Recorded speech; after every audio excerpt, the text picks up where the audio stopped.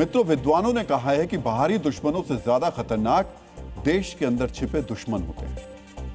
अपने देश में भी ऐसे ही कुछ शत्रु छिपे हुए हैं। ये सीधे सीधे हिंसा नहीं करते हैं, बल्कि हिंसा भड़काते हैं। ये अपने बयानों से बहुसंख्यक समाज की भावनाओं को ठेस पहुंचाते हैं और फिर तनाव बढ़ाते हैं। कभी ये मर्यादा पुरुषोत्तम भगवान श्री राम का अपमान करते हैं, तो कभी कहते हैं कि भगवान श्री कृष्ण 5 वक्त नमाज पढ़ा करते थे। इन्हें संस्कृत विदेशी और उर्दू भारतीय भाषा लगती है। आज हम कट्टरपंथ की ऐसी खतरनाक सोच की वैचारिक मरम्मत करेंगे। मित्रों, एक मौलाना है जर्जिस अंसारी। मौलाना क्या है, समझिए कि आजकल जैसे सोशल मीडिया पर भांति भांति के इन्फ्लुएंसर होते हैं, वैसे ही जर्जिस अंसारी एक इस्लामिक इन्फ्लुएंसर है। वो धार्मिक प्रवचन देते हैं और कट्टरपंथियों के चहेते बन जाते हैं। इस्लाम का इन्हें कितना ज्ञान है इस पर हम कुछ नहीं कहेंगे, लेकिन अपनी इस्लामिक श्रेष्ठता साबित करने के लिए मौलाना जर्जिस अंसारी ने सीमा रेखा पार कर दी। मित्रों, शुद्ध हिंदी में इसे ही वाग विलास कहते हैं, यानी ऐसी बात जिसमें न तर्क हो न तथ्य। अब बोलना है इसलिए कुछ भी कह देना है। लेकिन मौलाना जर्जिस के इस बयान को वाग विलास कहकर भुलाया नहीं जा सकता। यह जानबूझकर सनातन के आराध्य और प्रतीक पुरुषों का अपमान है। मौलाना जर्जिस अंसारी ने भगवान श्री कृष्ण को नमाज से जोड़कर और मर्यादा पुरुषोत्तम भगवान श्री राम को इस्लाम से जोड़कर सनातन की पवित्रता पर शाब्दिक प्रहार किया है। मित्रों, सबसे पहले हम भगवत गीता के उस श्लोक को समझते हैं जिसके हवाले से ये कट्टरपंथी मौलाना भगवान श्री कृष्ण को इस्लाम से जोड़ रहे हैं। श्रीमद् भागवत गीता के 6 अध्याय के 10वें श्लोक में भगवान श्री कृष्ण ने ध्यान योग के बारे में बताया है। भगवान श्री कृष्ण ने कहा है कि योगी को चाहिए कि वो एकांत रहकर मन और शरीर को अच्छी तरह नियंत्रित कर सभी आशाओं और संग्रह की भावना से मुक्त होकर निरंतर अपनी आत्मा को परमात्मा में लगाए। यह श्लोक ध्यान योग के व्यवहारिक पक्ष की चर्चा करता है, बताता है कि बाहरी शांति, आंतरिक नियंत्रण और आसक्ति मुक्ति ध्यान योगी के लिए महत्वपूर्ण है। इस श्लोक में कहीं भी नमाज या इस्लामी आचरण की चर्चा नहीं है, लेकिन मौलाना जर्जिस अंसारी ने सनातनी धर्म ग्रंथ की मनमानी और गलत व्याख्या की और भगवान कृष्ण को नमाज से जोड़ दिया। यह सब कुछ उन्होंने इस्लाम को श्रेष्ठ बताने के लिए किया। सोचिए, जो कौम अपने आराध्य पर एक छोटी सी टिप्पणी भी सहन नहीं करती, उनकी भावनाएं इतनी नाजुक है कि अगर सपने में भी लगे कि किसी ने उनके आराध्य पर टिप्पणी की है तो वो तत्काल सड़क पर उतर आते हैं, सरतन से जुदा जैसे नारे लगाए जाने लगते हैं। उसी कौम के कथित स्कॉलर कह रहे हैं कि भगवान श्री कृष्ण नमाज पढ़ते थे। सोचिए, अगर इसका उल्टा हुआ होता तो क्या होता। आहत भावना गैंग सड़क पर पोस्टर लेकर उतर गया होता, ठीक वैसे ही जैसे चंद महीने पहले आई लव मोहम्मद के मामले में हुआ था।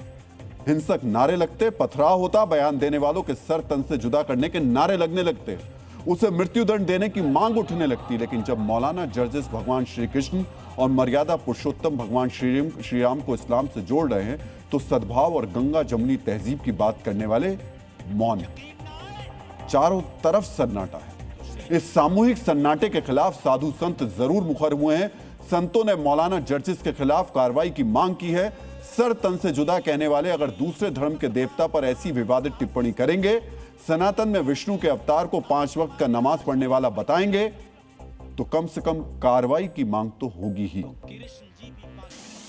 ऐसे जिहादी प्रवृत्ति के लोग लगातार सनातन संस्कृति को अपमानित करने के लिए हमारे हिंदू जनमानस के आस्था से कुठाराघात करने का काम करते हैं। मैं सरकार से मांग करता हूँ कि ऐसे लोगों के ऊपर आप कठोरतम कार्रवाई करने का काम करिए। ऐसे मौलाना पर देशद्रोह का मुकदमा दर्ज होना चाहिए। ऐसे मौलानों को पूरे तरीके से भारत से भगा देना चाहिए। ऐसे व्यक्ति के खिलाफ सख्त से सख्त कार्रवाई हो, जिससे कि हमारे हिंदू देवी देवताओं का कोई अपमान न कर सके। ऐसी बयानबाजी ना करें और अपने अपने धर्म में अपनी अपनी जो गतिविधियां हैं उनका बोल करके, देख करके प्रमाण सहित ही बात करें। मित्रों, ये पहली बार नहीं है जब सनातन के पवित्र धार्मिक प्रतीकों को इस्लाम से जोड़कर उनका अपमान करने की साजिश की गई है। आपको याद होगा, जाकिर नाइक भी अपनी सभाओं में ऐसा ही किया करता था। सनातन के अपमान का विषाक्त विचार वही है, बस चेहरा बदल गया है। यहां हम आपको मौलाना जर्जिस अंसारी के दागदार अतीत के बारे में भी जानकारी साझा करना चाहेंगे। 2016 में वाराणसी की एक महिला ने इस इस्लामिक उपदेशक के खिलाफ दुष्कर्म, ब्लैकमेल और जान से मारने की धमकी देने के आरोप में एफआईआर दर्ज कराई थी। सितंबर 2022 में वाराणसी की फास्ट ट्रैक कोर्ट ने जजेस को दोषी ठहराते हुए 10 वर्ष के कठोर कारावास की सजा सुनाई थी। जेल जा चुका है ये मौलाना। हाईकोर्ट से जमानत मिलने के बाद फिलहाल बाहर है। जून 2022 में जजेस ने महिलाओं और अनुसूचित जाति को लेकर आपत्तिजनक बयान दिया था। इस बयान पर राष्ट्रीय अनुसूचित जाति आयोग ने कार्रवाई के लिए नोटिस जारी किया था। इसी वर्ष फरवरी में इसने बाबरी मस्जिद को लेकर विवादित बयान दिया था। साथ ही इसने उत्तर प्रदेश के मुसलमानों को पश्चिम बंगाल शिफ्ट होने की सलाह भी दी थी। समझिए, यह कट्टरपंथी आदतन अपराधी है। इस्लामिक उपदेशक के रूप में अपनी दुकान चलाने के लिए यह हिंदू देवताओं पर आपत्तिजनक टिप्पणियां करता है। जरूरी है कि सनातन का अपमान करने वाले ऐसे कट्टरपंथी सोच पर कार्रवाई की जाए। कार्रवाई की मांग को लेकर लखनऊ में हिंदू महासभा से जुड़े कार्यकर्ता हजरतगंज कोतवाली पहुंचे और एफआईआर दर्ज करने की मांग की। उन्होंने जजेस पर धार्मिक भावनाएं आहत करने का भी आरोप लगाया। लखनऊ पुलिस ने इस बेलगाम मौलाना के खिलाफ केस दर्ज कर लिया है। अब आपको दिखाते हैं मौलाना जजेस पर कौन कौन सी धाराएं लगाई गई हैं। बीएनएस की धारा 302 धार्मिक भावनाओं को जानबूझकर ठेस पहुंचाने पर यह लगाई जाती है, तो धारा 302 ये लगाई गई है। और इसके अलावा जब हम बात करें तो इसमें अगर अपराध साबित होता है तो इसमें 1 साल की कैद और जुर्माना लगाया जा सकता है। एफआईआर इसमें हुई है। उम्मीद है पुलिस मौलाना जजेस पर तुरंत कार्रवाई करेगी। ये बहुत जरूरी है। जरूरी ये भी है कि ऐसे मौलानाओं को बताया जाए कि सनातन संस्कृति इस्लाम के जो उदय था उससे हजारों वर्ष पहले से अस्तित्व में है। इसलिए भगवान श्री कृष्ण को नमाज से जोड़ना सिर्फ मौलाना का अज्ञान और ओछापन।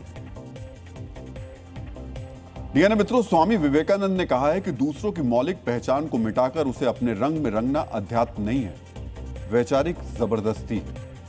यह वैचारिक जबरदस्ती सिर्फ मौलाना जर्जिस ही नहीं कर रहे हैं, बल्कि वो लोग भी कर रहे हैं जिन्होंने संविधान की शपथ ली है। इन्हीं में से एक नाम है बिहार के किशनगंज से कांग्रेस सांसद मोहम्मद जावेद आजाद का। मौलाना जर्जिस ने भगवान श्री कृष्ण यानी एक देवता भगवान का अपमान किया, तो मोहम्मद जावेद आजाद ने देव भाषा यानी संस्कृत का अपमान किया। पहले सुनिए कांग्रेस सांसद ने संस्कृत के बारे में क्या कहा। हम चाहते हैं कि उर्दू जो हिंदुस्तानियों की जुबान है, ये कोई बाहर से नहीं आई है। संस्कृत बाहर से आई है, अंग्रेजी बाहर से आई है। हिंदी और उर्दू ये हमारी जुबान है जो हिंदुस्तान में पैदा हुई, इसको हम खत्म नहीं होने। सोचिए, जिस संस्कृत को भाषा विज्ञानी दुनिया की सबसे प्राचीन और वैज्ञानिक भाषाओं में से एक मानते हैं, जिस संस्कृत में वेद, उपनिषद, गीता, रामायण, महाभारत, आयुर्वेद, योग और ज्योतिष जैसे ग्रंथ रचे गए हैं, जो संस्कृत हिंदी, बंगाली, मराठी, गुजराती जैसी आधुनिक भारतीय भाषाओं की जननी है, उसी संस्कृत को कांग्रेस के सांसद विदेशी भाषा कह रहे हैं और उर्दू को भारत की भाषा बता रहे हैं। मित्रों, आज मोहम्मद जावेद आजाद जैसे उर्दू प्रेमियों को समझना चाहिए कि संस्कृत की उत्पत्ति ईसा से लगभग 1500 वर्ष पूर्व मानी जाती है। वैदिक काल में संस्कृत का भाषा के रूप में विकास हुआ, जबकि उर्दू का विकास मध्यकाल यानी 1400 से 1700 के बीच हुआ। यानी संस्कृत उर्दू से करीब 3000 वर्ष पुरानी भाषा है। संस्कृत के शब्दकोश में 90% शब्द इंडो आर्यन यानी भारतीय मूल के हैं, जबकि उर्दू के शब्दकोश में करीब 60% शब्द संस्कृत, फिर से सुनिएगा, 60% शब्द संस्कृत, 35% शब्द फारसी और बाकी अन्य अरबी भाषाओं से जुड़े हुए हैं। संस्कृत देवनागरी लिपि में लिखी जाती है। देवनागरी एक भारतीय लिपि है। हिंदी भी देवनागरी लिपि में ही लिखी जाती है, जबकि उर्दू नस्तालीक यानी फारसी अरबी लिपि में लिखी जाती है। यह भारतीय लिपि नहीं है। भारत का वैदिक साहित्य और समृद्ध पारंपरिक ज्ञान संस्कृत में लिखे गए ग्रंथों में दर्ज है, जबकि उर्दू में मुख्य रूप से साहित्य, शायरी और आक्रांताओं से जुड़े ऐतिहासिक रचनाएं दर्ज हैं। विद्वान कहते हैं कि भाषा सिर्फ अभिव्यक्ति का माध्यम नहीं होती, बल्कि यह संस्कृति और विचारों के विकास का माध्यम भी होती है। संस्कृत भारतीय संस्कृति और सनातन विचारधारा की भाषा है, जबकि उर्दू इस्लामिक आक्रांताओं के दौर में दरबारों में प्रयुक्त होने वाली भाषा रही है। जो लोग उर्दू को भारतीय भाषा बता रहे हैं उनके आदर्श कौन है और उनकी मानसिकता कैसी है, इसे आप सहज ही समझ सकते हैं। इसीलिए इसका विरोध भी हो रहा है। भारत की संस्कृति का जो है सबसे बड़ा आधार भाषा के माध्यम से अगर कहें, लिखित जो हमारे ग्रंथ हैं जितने, वो सब ग्रंथ जो है संस्कृत में है। इसलिए जो है संस्कृत की अगर कोई जो है आलोचना करे, उसके खिलाफ अगर बोले, तो ये देशद्रोह का मुकदमा और भारत के खिलाफ का मामला जो है बनता है। देखिए, कांग्रेस की दुर्गति ऐसे ही भाषाविदों के चलते हो रही है। उन्हें शायद न तो भाषा विज्ञान की जानकारी है और न ही ऐतिहासिकता की जानकारी है। मित्रों, समझिए, संस्कृत का विरोध वैभवशाली भारतीय विरासत का विरोध है। संस्कृत को विदेशी भाषा बताना समृद्ध वैदिक विरासत का अपमान है। आज मोहम्मद जावेद आजाद जैसे लोगों को संस्कृत को लेकर जर्मन विद्वान और भाषाविद मैक्स मूलर के इस कथन को बहुत ही ध्यान से सुनना चाहिए। उन्होंने कहा था कि यदि संस्कृत मर जाती है तो भारत की आत्मा मर जाएगी। यह ज्ञान का सबसे शक्तिशाली माध्यम